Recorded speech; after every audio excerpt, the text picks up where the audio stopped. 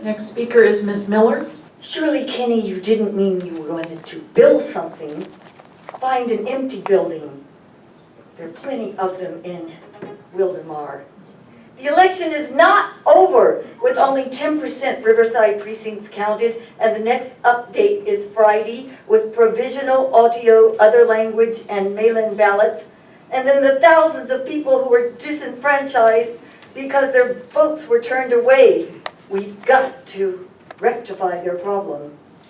The two political parties that control our public policies have a few leaders that corporations have not bought in this nation. If you want long-lasting, well-paying jobs with benefits, you have more of a chance by registering to vote with progressive Democrats. If you want to decrease the traffic tie-up, increase and slow the global heat rise, then vote for progressive leadership wise that will invest in new technologies for transportation and utilities. Mr. Sanders is going to tax the wealthy and bring the money back to city services, safer cities, with well-supplied financial sources. However, these people don't want that.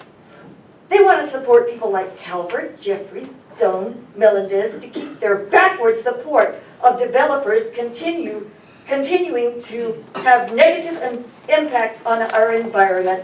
Their business as usual. It's almost as if they're possessed with demons in the evening that take over their minds, do you think? Today, the U.S. spends less than 2% of GDP on infrastructure, less than at any point in the last 20 years. Meanwhile, Europe and China, they're at 4 times our rate. 1 of every 9 bridges in our country is structurally deficient, and nearly a quarter are functionally obsolete.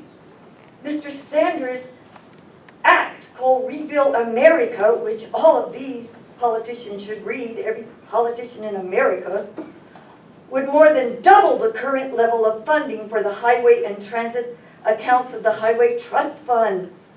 He also opposes the H-1B program that will replace American workers with Indian and Pakistani workers in the computer, information technology, and factory jobs in America and in foreign nations, where Americans have multinational-sized buildings and they use the foreign workers. So, it's not over.